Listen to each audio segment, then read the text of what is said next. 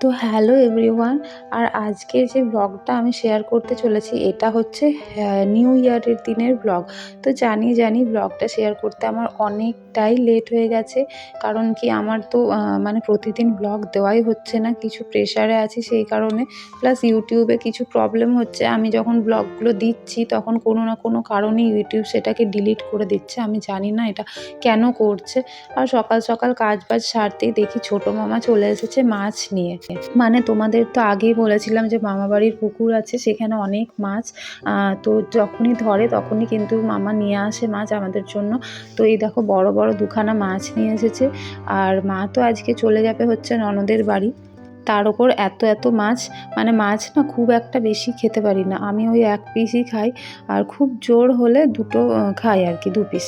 আর নানাইও সেই রকমই, ওই একটা খেলো তো খেলো। আর নানাইয়ের বাবান তো এইসব মানে এই সাইজের মাছগুলো খায় না খুব একটা।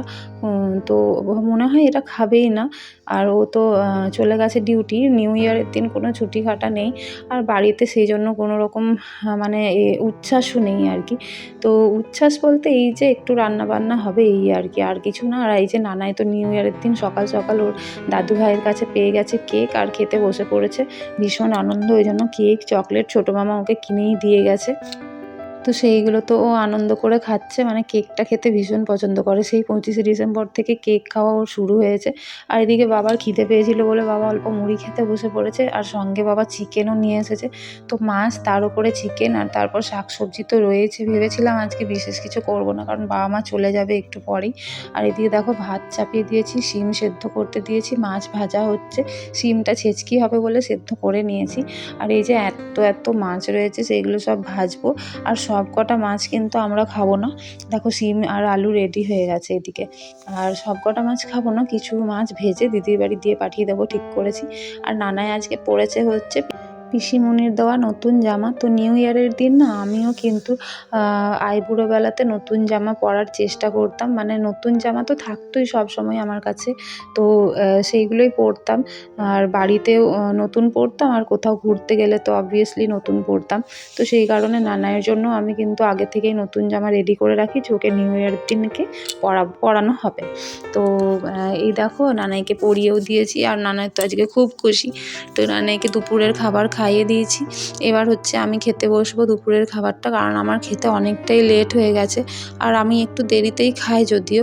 আর তারপরে দেখো এবার সমস্ত কাজ টাজ বাগিয়ে নিয়েছি। আর এদিকে নানাই তো এখনও ঘুমোচ্ছে।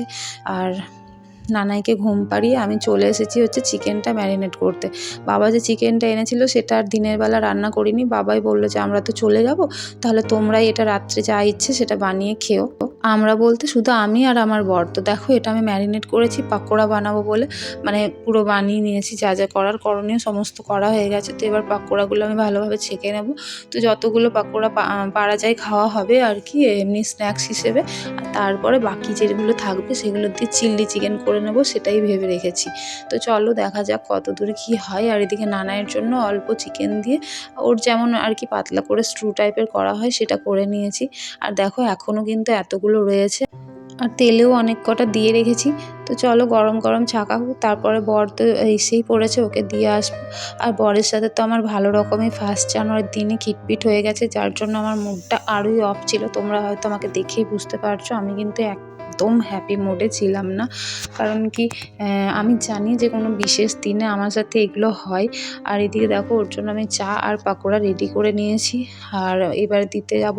তো বাড়িতে কেউ নেই, অথচ আমাদের মধ্যে মানে এরকম যদি খিটপিট হয়ে যায় তাহলে একটা ব্যাপারটা মানে খুবই খারাপ হয়ে যায় আর কি, মানে ভালো লাগে না, মন টন একদম খারাপ হয়ে থাকে।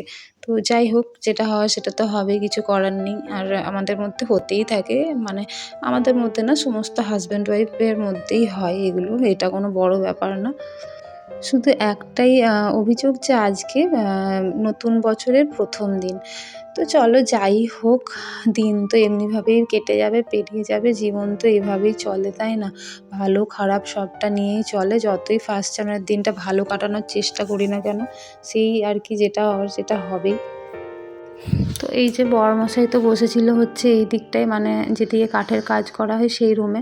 তো সেই জন্য ওর জন্য আমি নিয়ে যাচ্ছিলাম গরম গরম চা আর পাকোড়া, যদি ওর এটা খেয়ে একটু মুড ভালো হয়। আর আমি জানি ওর ভালো রকম খিদেও পেয়েছে, তো ওকে একটু অপেক্ষা করতে হয়েছে আজকে চা খাওয়ার জন্য, কারণ আমি ভাবলাম যে আগে আমি এগুলো রেডি করে নিই তারপরেই চা দিতে যাব।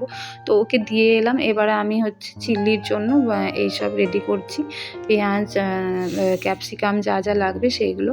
তো চলো চিল্লি চিকেনটা চেষ্টা করব যাতে ভালোভাবে হয়, কারণ কি এটা আমার বরের ভীষণ একটা ফেভারিট খাবার। কারণ চিল্লি চিকেন যদি হচ্ছে ও শোনে, তাহলে এর থেকে বেশি খুশির ওর কাছে আর কিছু নয়। আর ওর জন্য একটু ভালোভাবে করার চেষ্টা করব। আমরা মেয়েরা কিন্তু ভারী অদ্ভুত, যতই রাগ করি, নিজের মন খারাপ থাকুক, তা সত্ত্বেও কিন্তু আমরা বাড়ির সবার নিয়ে ভাবি যে হ্যাঁ, এর ওটা ভালো লাগে সেটাই করি, ওর ওটা ভালো লাগে সেটাই করি। তাতে কেউ আমাদের জন্য ভাবুক বা না ভাবুক, আমরা কিন্তু নিজেদেরকে পরে রাখি আর ভালোবাসার মানুষদেরকে সবসময় সামনে রাখি। তাদেরটা আগে ভাবি, নিজের কথা পরে, তাই না? তো যাই হোক, আজকের দিনে আর এত কিছু বলবো না। আমি ইমোশনালি ডাউন ছিলাম ঠিক কথাই, কিন্তু রান্নাবান্নার দিক থেকে কিন্তু আমি যথেষ্ট মানে সজাগ আর কি, যাতে রান্নাটা আমার কোনোভাবে খারাপ না হয়। তো দেখো একটু ড্রাই যেহেতু ওর পছন্দ, তাই সেরকমভাবেই করেছি চিল্লি চিকেনটা। আর নানাইয়ের অল্প ভাত বসিয়ে দিয়েছিলাম। শেষমেশ দারুণ একটা ডিনার সেরে আজকে ব্লগটা শেষ করলাম। তো সবাই খুব ভালো থেকো, সুস্থ